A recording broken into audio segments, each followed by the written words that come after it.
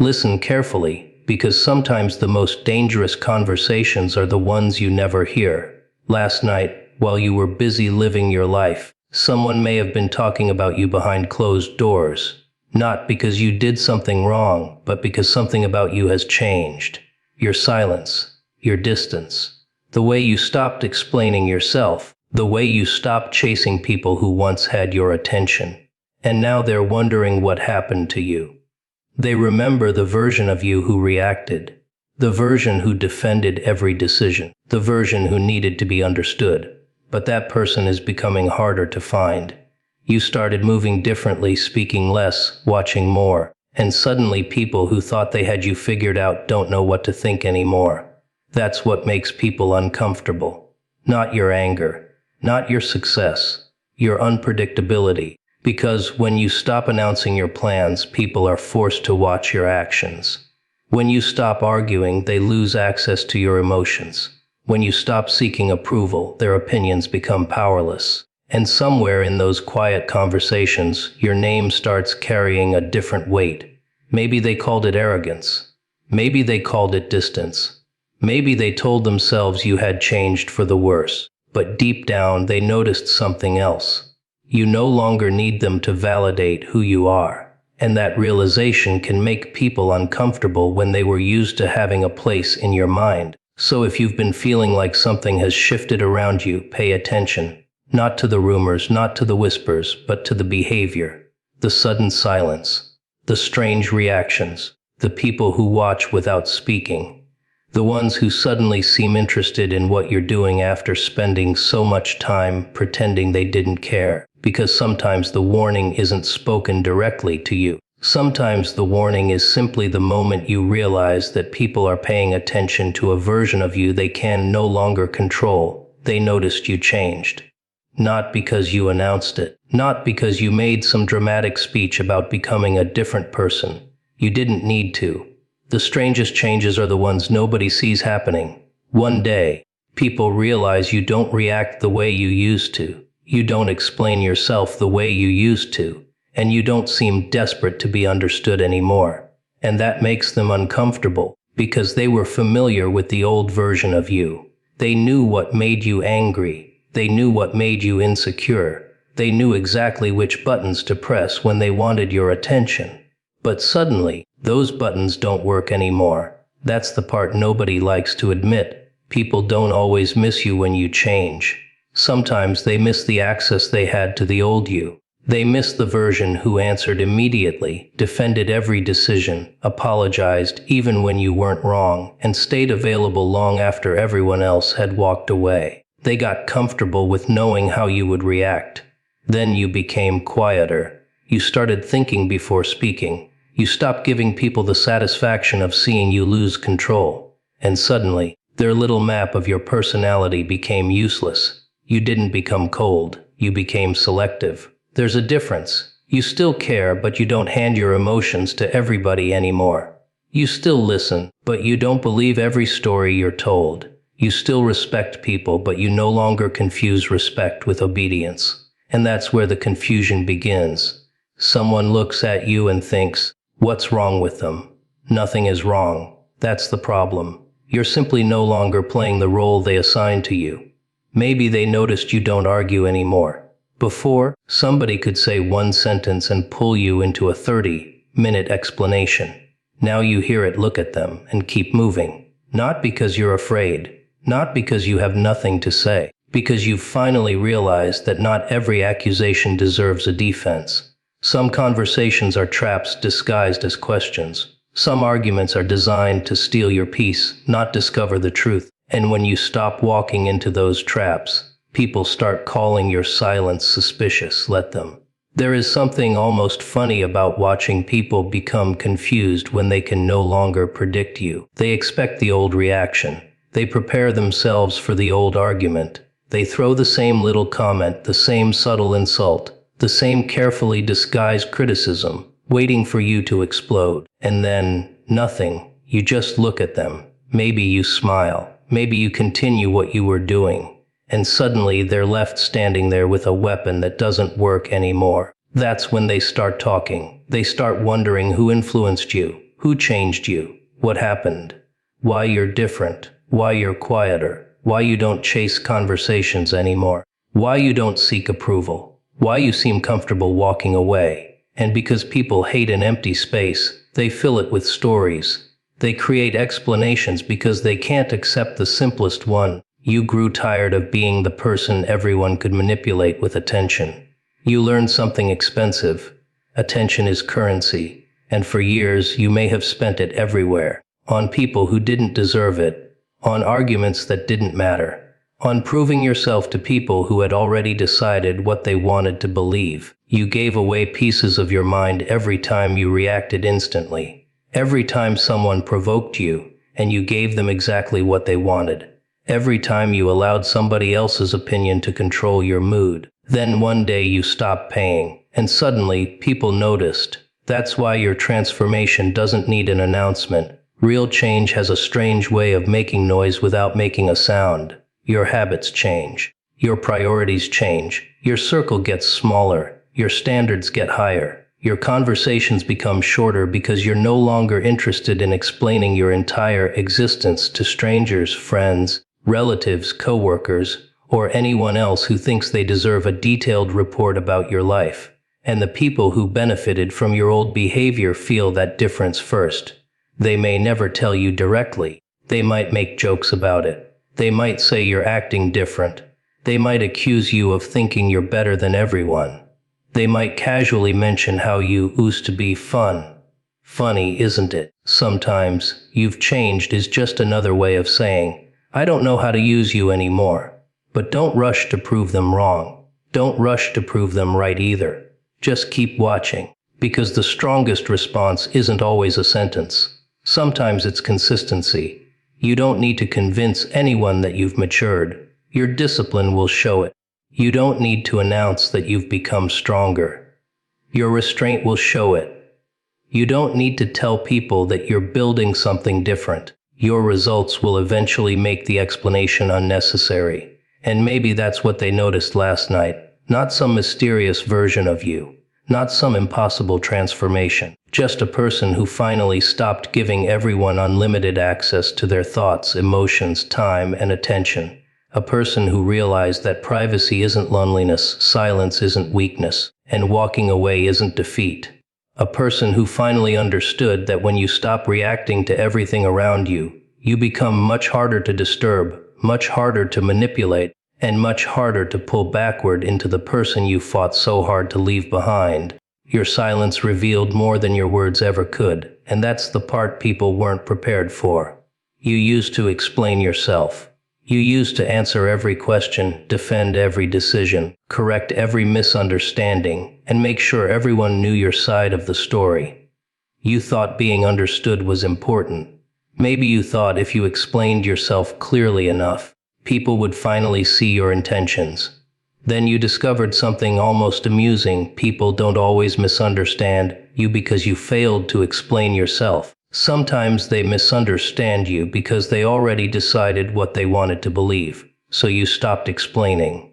And suddenly, your silence became louder than anything you could have said. People started noticing the pauses, the unanswered messages, the conversations you no longer chased, the arguments you walked away from, the moments when someone expected you to react and you simply didn't. They could see the words forming in your mind, but you kept them there.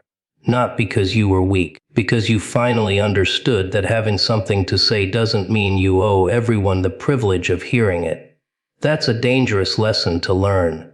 Because once you discover the power of silence, you start seeing how much noise you used to create just to feel understood. You realize how many arguments were pointless, how many explanations were wasted, how many people weren't actually asking questions.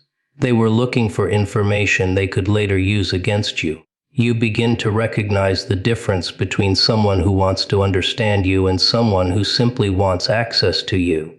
And that difference changes everything. Silence makes people uncomfortable because it removes certainty. When you speak, people know what you're thinking. When you explain yourself, they know your reasons. When you react emotionally, they know exactly where the pressure point is. But when you become calm, selective, and quiet, they have to guess. And people hate guessing when they were accustomed to knowing exactly how to move you. They may look at your silence and call it attitude. Let them. They may say you're distant. Let them. They may wonder why you don't talk like you used to.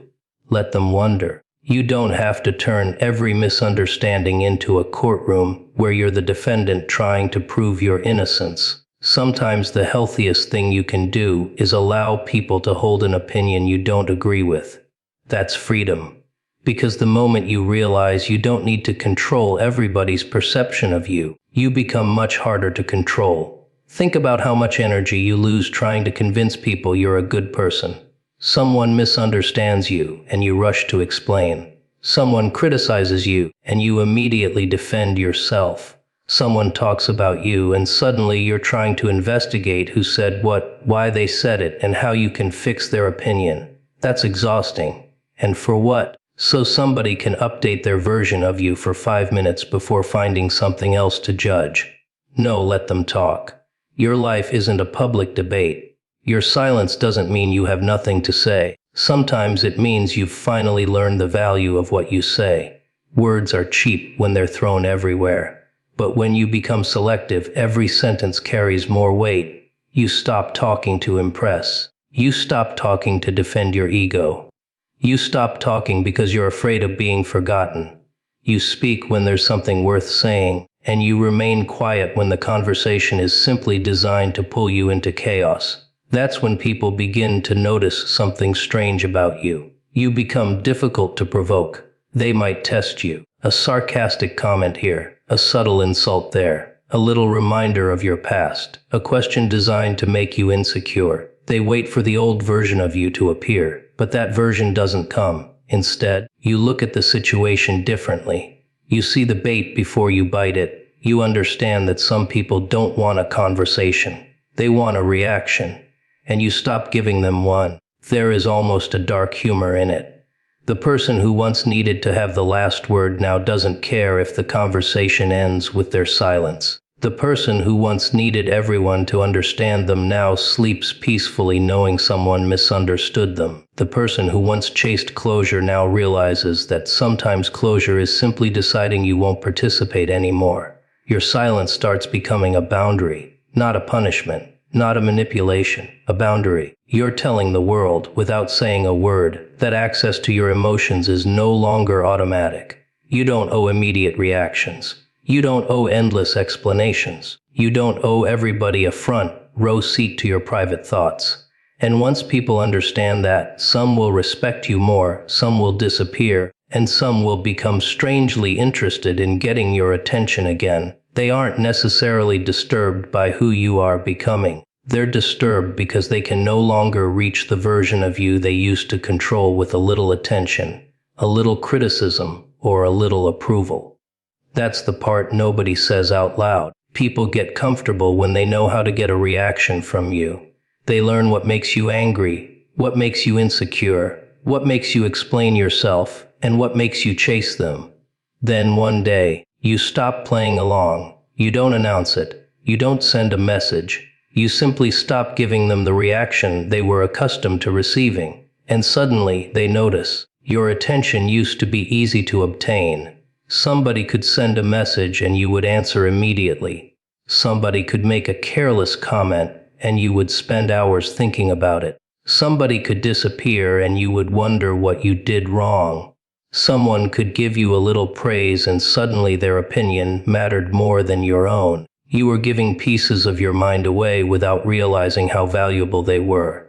Then something changed. You started protecting your attention like it actually belonged to you. Because it does. Your attention is one of the most expensive things you possess, even though nobody sends you a bill for wasting it.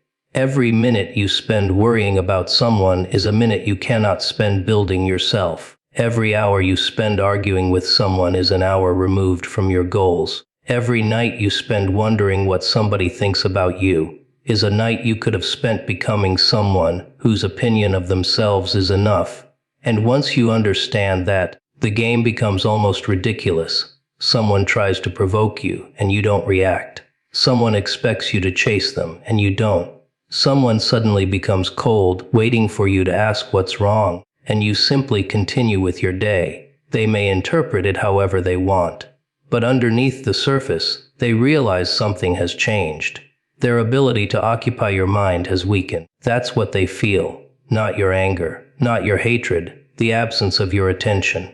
And for certain people, that absence feels louder than an argument. They may start asking questions. Why is he so quiet? Why doesn't he care anymore? What happened? Who does he think he is? Maybe they won't ask you directly. Maybe they'll ask someone else. Maybe they'll make jokes. Maybe they'll pretend they don't notice. But people notice when their usual access disappears, especially when they were comfortable with it.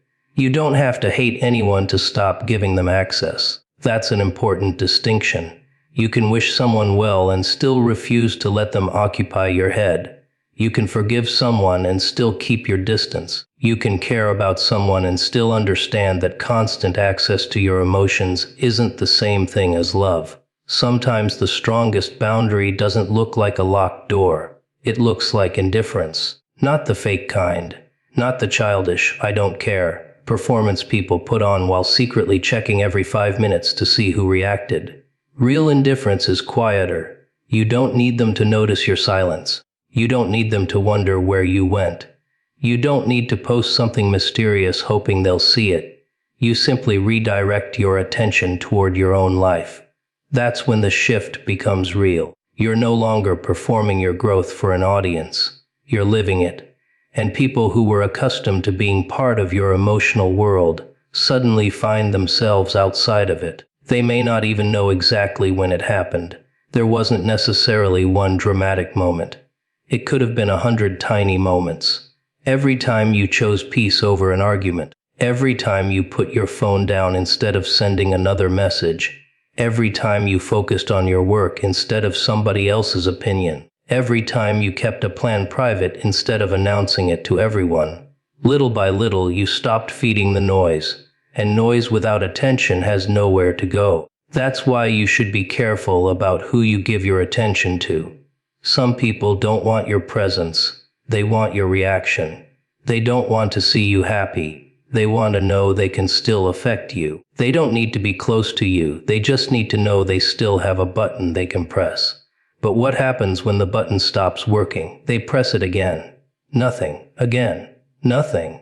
And eventually, they realize the person who used to jump at every little signal has disappeared.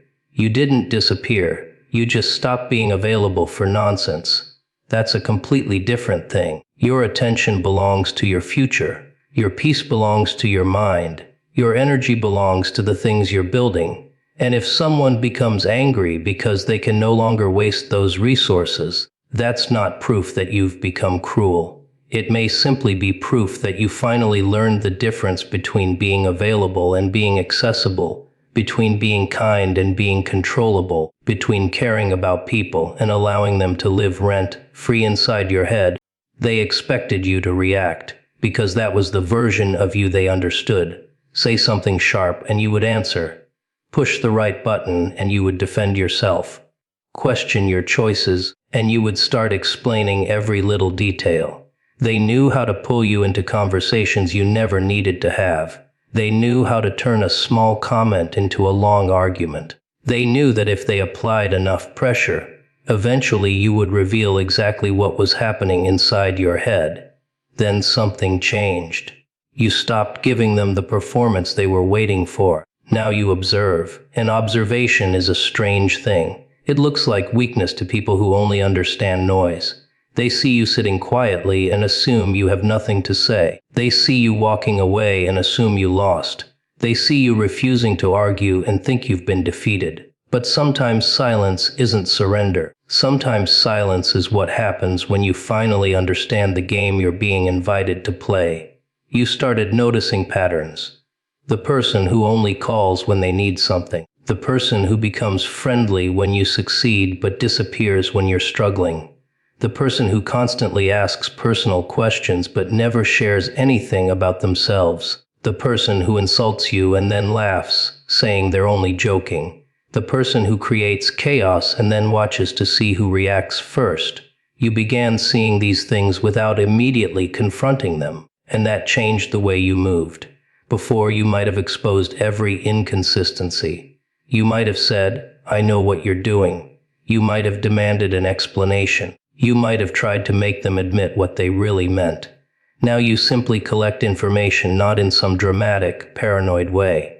Just awareness. You watch what people do when they think nobody is paying attention. You notice how their behavior changes depending on who is in the room. You listen to what they say, but you pay even more attention to what they repeatedly do. Because words can be rehearsed. Behavior is harder to fake for long. That's where your new strength comes from. You don't need to catch everyone lying. You don't need to expose every fake friend. You don't need to confront every person who disappoints you. Sometimes the smartest move is simply remembering what you saw and adjusting your distance accordingly. No argument, no announcement, no dramatic goodbye. Just less access. And that can confuse people more than anger ever could. Because anger gives people information. They know you're hurt. They know you're emotionally invested. They know they managed to get under your skin. But calm observation gives them nothing. They don't know what you're thinking. They don't know whether you're offended. They don't know whether you've forgiven them. They don't even know whether you've stopped caring or simply started seeing them differently. That uncertainty can be uncomfortable. But here's the beautiful part. You don't need to solve their discomfort. You have your own life to handle. The moment you stop reacting to every little thing, you gain time. You gain clarity. You begin recognizing which problems deserve your energy and which ones are just distractions wearing a serious face. You realize that not every battle is a battle. Some are invitations to waste your afternoon, and you decline. Someone wants to argue about your decision. Let them have their opinion. Someone wants to criticize your progress. Fine. Someone wants to remind you of who you used to be. Interesting. Someone wants to provoke you into proving yourself. That's almost adorable. You don't need to prove anything. If your decision is right, time will reveal it. If your decision is wrong, you'll learn from it. Either way, screaming at somebody across a conversation isn't going to improve the outcome. So you watch. You watch who stays when there's nothing to gain. You watch who celebrates you without competing with you. You watch who respects your boundaries without needing a personal explanation. You watch who suddenly becomes interested when your life starts improving. You watch who disappears when you stop being useful. And you don't judge immediately. You simply remember. Because memory becomes powerful when it isn't clouded by emotion. This is where people may misunderstand your calmness. They may think you've become distant. They may think you're hiding something. They may wonder why you're not reacting like you used to. But the truth is much simpler. You're learning. You're learning that people reveal themselves when you stop interrupting the process. You're learning that silence allows behavior to speak. You're learning that patience can expose things anger never could. You're learning that sometimes the fastest way to understand someone's intentions is to stop giving them what they want and watch what they do next. That's why you no longer rush. You don't chase explanations. You don't demand closure from people who created confusion. You don't beg someone to respect a boundary. You simply move differently. And when you move differently, people have to reveal whether they respect you or only respected the version of you that was easy to influence. You don't need to force that revelation. You don't need to set a trap. You don't need to become cruel. Just observe. Because once you stop reacting, you start noticing everything you were too emotional to see before. And once you start noticing everything, you become much more careful about who gets your time, who gets your trust, who gets your energy, and who gets absolutely nothing except the quiet realization that the old version of you is no longer available on demand. Your growth became uncomfortable for people who were comfortable with the old you. Not because you suddenly became better than everyone, but because you stopped being predictable. You stopped accepting the same excuses, the same disrespect, the same distractions, and the same little games that used to keep you exactly where you were. And that's when certain people began noticing something they didn't expect. You were changing without asking for permission. That's a strange thing for people to witness. They knew the old you, the version who tolerated too much, the version who second-guessed every decision, the version who needed approval before taking a step, the version who could be convinced to abandon a goal because somebody laughed at it. They knew exactly how to speak to that person. They knew which comments would make you doubt yourself. They knew which comparisons would make you feel behind. They knew how to remind you of your mistakes whenever you started gaining confidence.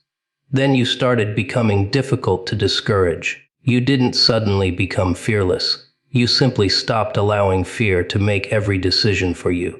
You started doing things while uncomfortable. You started working when nobody applauded. You started keeping promises to yourself instead of constantly announcing them to everyone else. And slowly, the person they were used to dealing with became harder to recognize. That's when the comments started. You've changed. Of course you changed. That's what growth does. A tree doesn't apologize because it isn't the same size it was last year. A person shouldn't have to apologize for becoming more disciplined, more selective, more focused, or more protective of their peace. Yet somehow, people can become strangely offended when your growth removes their ability to predict your behavior. Maybe they preferred you when you were always available. Maybe they preferred you when you complained instead of acted. Maybe they preferred you when you needed their advice for every decision. Maybe they preferred you when your confidence was small enough to make theirs feel large. And now you're walking around with a different posture. Not because you think you're superior, but because you've finally realized that your life is your responsibility. That's uncomfortable for people who benefited from your confusion, because confused people are easier to influence. A person who doesn't know what they want can be convinced to follow someone else's plan. A person who doesn't trust themselves will constantly search for permission. A person who fears being disliked will tolerate almost anything to keep people around. But once you develop your own standards, the old tricks become useless. You start saying no. You stop explaining every boundary. You stop apologizing for protecting your time. You stop pretending to enjoy things that drain you. You stop chasing people who repeatedly show you that they don't value your presence. And suddenly, someone who was comfortable with your availability starts calling your boundaries arrogance. Funny. The same person who enjoyed unlimited access to you suddenly has a problem when there's a door.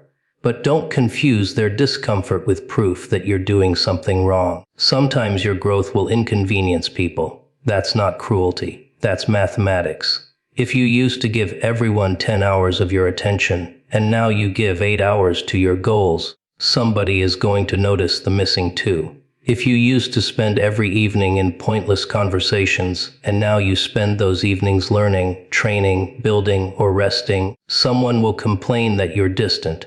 If you used to respond instantly and now you take your time, someone will accuse you of changing. They're right, you changed. But the real question is whether you changed into someone you respect. That's the only question that matters. Because you can spend your entire life trying to remain recognizable to people who are terrified of your evolution. You can shrink yourself so nobody feels threatened. You can keep your standards low so nobody feels judged. You can remain stuck so your old friends never have to confront the possibility that they could have changed too. Or you can keep moving, quietly, without making your growth a performance. You don't need to tell everyone that you're becoming disciplined. Wake up and do the work. You don't need to tell everyone you're becoming stronger. Handle the difficult day without falling apart. You don't need to tell everyone you've developed self-respect. Walk away from what repeatedly disrespects you.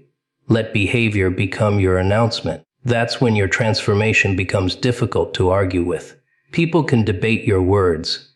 They can criticize your plans. They can question your intentions. But consistency is difficult to debate. If you keep showing up, eventually the conversation changes. The person who once laughed at your ambition starts asking how you did it. The person who dismissed your discipline starts noticing your results. The person who thought you were wasting your time suddenly wants to know what you're working on. And you don't need revenge. That's another thing you've learned. You don't have to destroy anyone who doubted you. You don't have to humiliate the people who underestimated you. You don't have to make them regret losing access to you. Just become so committed to your own life that their approval becomes irrelevant, because revenge keeps you emotionally connected to people you're trying to outgrow. Growth doesn't. Growth looks forward. It doesn't need an audience. It doesn't need applause. It doesn't need permission. And when people become uncomfortable with the person you're becoming, remember that their comfort was never supposed to be the measurement of your potential. You are allowed to become unfamiliar to people who only knew the version of you that was struggling, available, uncertain, and easy to influence. And sometimes the most revealing reaction to your growth is the moment someone who once loved having access to the old you suddenly starts questioning why you don't fit into their expectations anymore. The final warning is simple: keep moving without explaining yourself to everyone. You don't need to turn your life into a courtroom where every decision requires evidence, every boundary requires approval, and every change requires a detailed explanation. There was a time when you probably believed that if people understood your reasons, they would respect your choices. So you explained. You explained why you walked away, why you became quieter, why you stopped answering, why you changed your priorities, why you didn't want to participate anymore. And somehow, the more you explained, the more questions appeared. Funny how that works. Give someone a small piece of your reasoning and suddenly they want the entire blueprint. Why did you do this? Why didn't you do that? Who influenced you? What are you planning? Why are you acting different?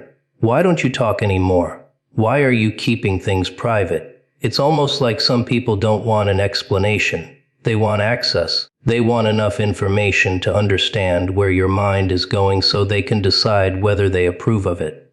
But you don't need approval. Your life isn't a group project. You don't need 10 people standing around a table voting on whether you're allowed to become a different person. If you decide to change your habits, change your circle, protect your peace, pursue a new goal, or simply spend more time alone, that's your decision. You can listen to advice without surrendering your authority over your own life. And that's where your silence becomes powerful. You stop announcing every move before you've made it. You stop telling everybody what you're building. You stop explaining every setback. You stop broadcasting every achievement. You understand that not every chapter needs an audience while you're writing it. Some things grow better in private. A plan becomes stronger when it isn't constantly exposed to opinions. A habit becomes stronger when you perform it without needing applause. A goal becomes more meaningful when you're willing to work on it even when nobody knows you're doing it. And that's where people may start getting curious. They used to know what you were doing. Now they don't. They used to know who you were talking to. Now they don't. They used to know what bothered you. Now they have to guess. They used to know what you wanted. Now you're moving quietly, not mysteriously. Privately. There's a difference. You aren't trying to make people wonder. You're simply refusing to make your entire existence public information. And once you understand that privacy is a form of strength, you stop feeling guilty for keeping parts of yourself to yourself. You don't owe everyone a behind-the-scenes documentary. Some people only deserve the final result. Let them see the discipline after it has become a lifestyle. Let them see the confidence after you've built it. Let them see the results after the work is done. You don't need to invite everyone into the messy middle where you're still figuring things out, because opinions are cheap when someone isn't carrying the consequences.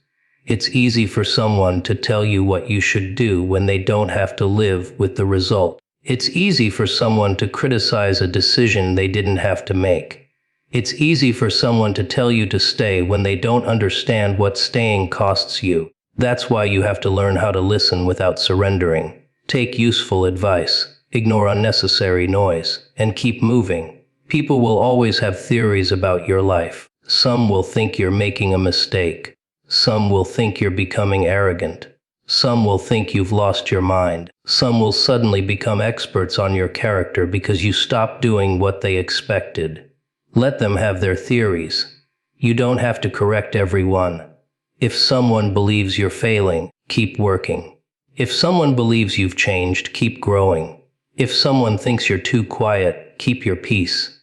If someone thinks you're making the wrong decision, Let time provide the evidence. Because arguing with every opinion is another way of giving that opinion control over you. And you've already learned what that costs. Every explanation creates another opportunity for someone to challenge you. Every defense creates another argument. Every attempt to convince someone creates another reason to keep the conversation alive. Sometimes the strongest sentence is no sentence at all. You simply continue. You wake up. You work. You learn. You improve. You make mistakes. You correct them. You keep going. No announcement required. That's the part people can't easily interfere with. They can't argue with work you're quietly doing. They can't sabotage a goal they don't know about. They can't manipulate a decision you've already made peace with. They can't use your emotions against you when you've stopped handing them the keys. And yes, some people may walk away. Let them. Not everyone is supposed to understand the direction you're taking. Not everyone is supposed to come with you. Some relationships belong to an earlier version of your life. Some conversations belong in the past. Some people were meant to teach you something, not accompany you forever. You don't need to hate them. You don't need to expose them. You don't need to make a dramatic exit.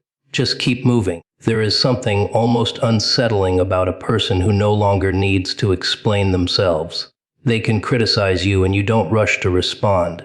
They can misunderstand you and you don't panic. They can question your choices and you don't abandon your direction just to make them comfortable. That's freedom, not freedom from criticism. Freedom from needing criticism to stop. And once you reach that point, you stop asking, "What will they think?" and start asking, "What do I know I need to do?" That question changes your entire life.